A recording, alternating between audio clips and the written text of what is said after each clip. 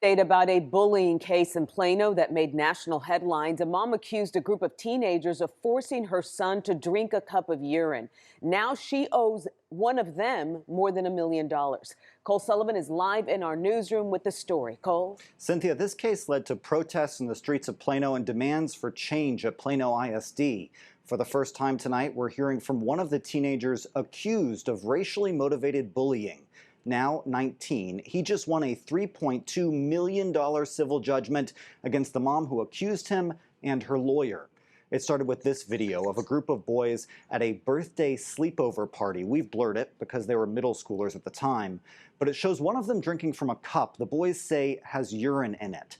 Outrage followed, but now, 5 years later, there's a civil verdict in the case. A jury found in favor of Asher Van and ruled the mom who accused him of bullying and her lawyer intentionally inflicted emotional distress and publicized his private information. It was immature. It was stupid. It was nasty, but that's not who I am, and that's not me today. Defending my son was what I should have done, and I would defend my son still. That's Summer Smith, the mom and defendant in this civil case. She says there's not much she would have done differently at the time, and she plans to appeal the ruling. Her lawyer told me, quote, "This entire verdict runs afoul of anything decent or just." Coming up tonight at 10, we'll hear more from both sides of this story, and we'll have the questions about what happened to the thousands of GoFundMe dollars raised in this case when we see you at 10. Back. Now, I don't know if I can't clearly say if it was race or a race-based bullying, but I do know, because it's happened at a sleepover, and we'll get into that, but I do know at sleepovers there are pranks that happen. Now, drinking piss is a crazy thing, but I can't, just children in general do some wild things as pranks at sleepovers. But let's go over into this next video and get a little bit more information.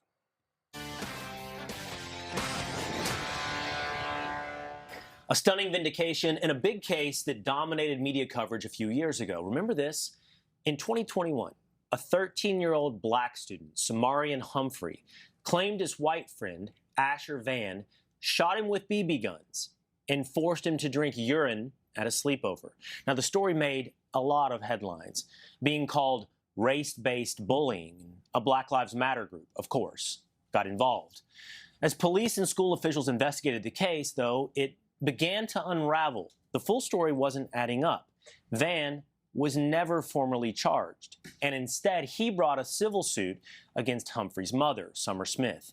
Now, 5 years later, a jury has awarded Van $3.2 million in damages, finding Smith inflicted emotional distress and invaded his privacy. Asher Van, who is now in college, his father, Aaron, and their attorney, Justin Nichols, join me now. Thank you all for being with me here today. Asher, I'm sure this has been a long 5 years. How do you feel today? I feel different. I don't feel so scared and so little as I did back then. I feel like I'm getting heard from. I feel like people will understand me and people will listen to me and help me climb up this uphill battle. The allegations at the time were you and your buddies coordinated this in sort of a racist bullying incident, shot him with BB guns, made him drink urine. What really happened? That's not what happened at all, actually. We went hunting for frogs. We had big jackets on, so, dumb kids. We each took shots at each other like a Nerf war, except with airsoft guns.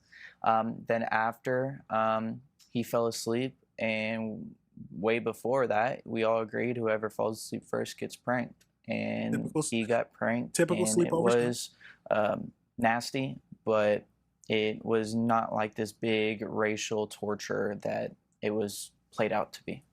And there is a video of the incident that has come out, and that video been out for quite a while, shows, I believe, and I'm trying to characterize this accurately, exactly what you described, which is that Samarian did drink after you guys woke him up, what was some concoction of apple juice, some urine, but he didn't really drink it. He kind of put it up to his mouth. But the point is he moved on. He laughed. And in fact, for 2 weeks, you guys kind of all just went about your business the same way you went into it. As friends? Yes, sir. As friends. All right. Aaron, what happened after that? Then how did it change? About 2 weeks after that, I was on a business meeting. I got a call from my son, and apparently, not Asher, but one of the other friends and Samarian had gotten into an argument playing video games online, and one of them decided to go ahead and take the video that was posted, unbeknownst to Asher even existing, and send it to a friend who sent it to a friend, and then it turned into an absolute social media nightmare. So it starts spreading around the high school. And at Yes. some point, it gets into the hands of Samarian's mother. Right, correct. And Samarian's mother didn't reach out. She didn't talk to us. She immediately went to the school and called for action, wanted Asher to be expelled for what took place, and it all started unraveling very, very quickly after that. What did it feel like at the time? It's really a question for both of you, but I have to imagine as a father, this media circus unfolds around you. Protesters, hundreds, I believe, march to your house. Samarian and his mother show up on Good Morning America, CNN, everywhere else, media tour. Black Lives Matter's involved. What did it feel like at the time? Everything's happening all at once. You don't know what to do. You go into immediate protection mode and protecting your family. I wanted to get our story out, but I knew that there was a way to do that in an appropriate manner that wasn't trial by social media. And ultimately, that does land over here with Justin and the case. Now, that is one of the problems with social media, and because people take a story, run with it before any official police action or anything like that. They just run with the story in their own narrative, putting people who the actual truth, putting it into the back burner. Now, I've been to sleepovers. I've been to just staying over at friends' houses, and it's just like that. Airsoft BBs. We've shot each other with airsoft guns and BBs before. We've pranked each other. Whoever fell asleep first. It was simple sleepover stuff as teens. Now, am I going to say?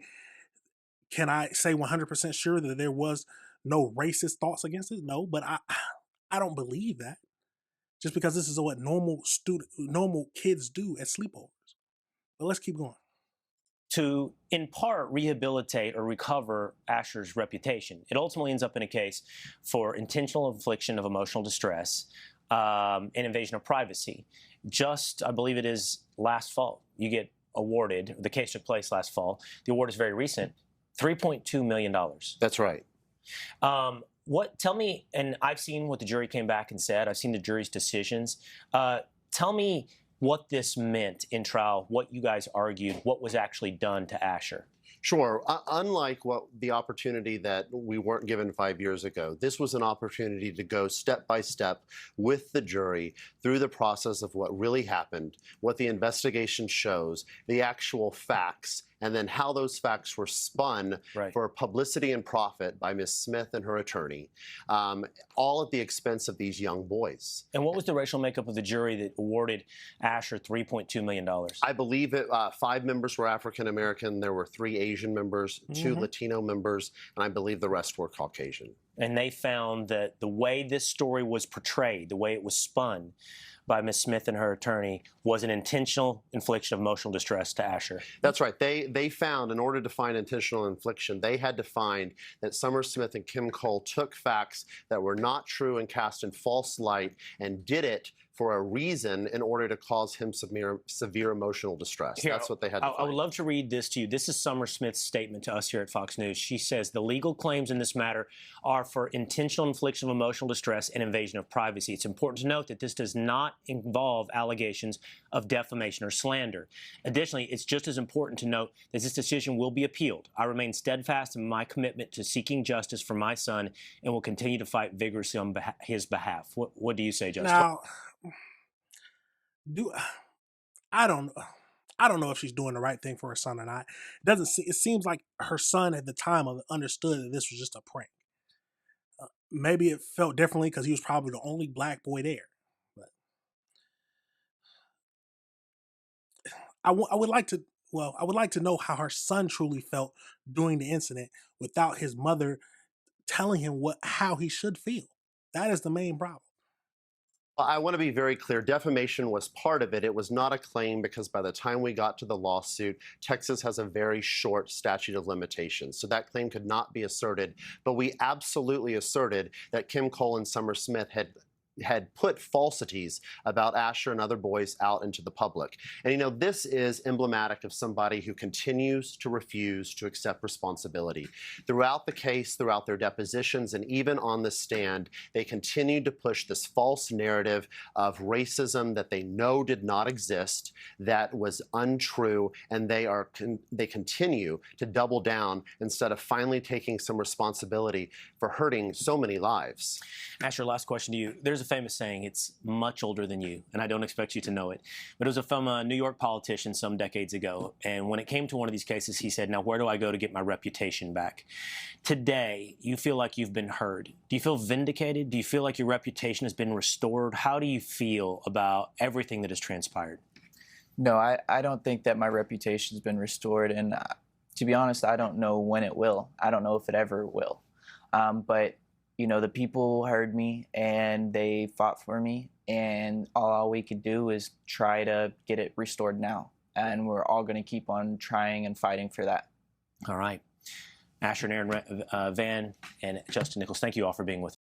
Now, that's a crazy situation, very crazy situation.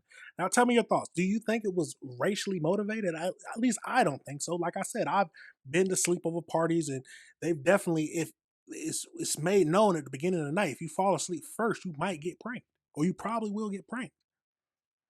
And then the BB thing, yeah, we've shot each other with BBs before. I'm assuming he shot them as well.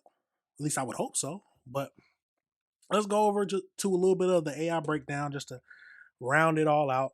So as we know, on February 2026, a Texas jury awarded $3.2 million to Asher Van, a student who was at the center of the viral 2021 race-based bullying.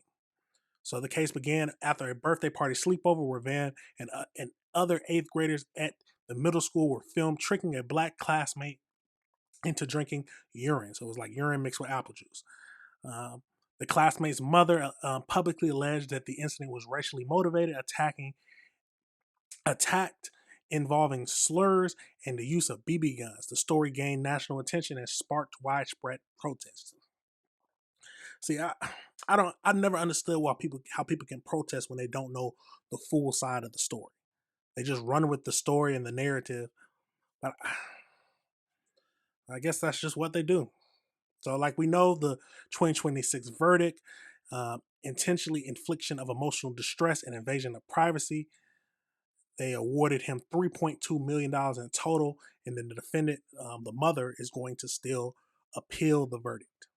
Now, like I said, I want to know how the son felt about this. We've only heard about how the mother felt. How did the son feel? Because it sounded like it happened 2 weeks before all this blew up, and he was fine.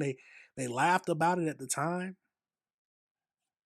But it truly just feels like, how did he feel? But let me know your thoughts on that whole situation, y'all. Do you think it was a racially motivated bullying, or was it just normal child pranks at a sleepover? Let me know your thoughts, and let me know if you disagree with anything I said.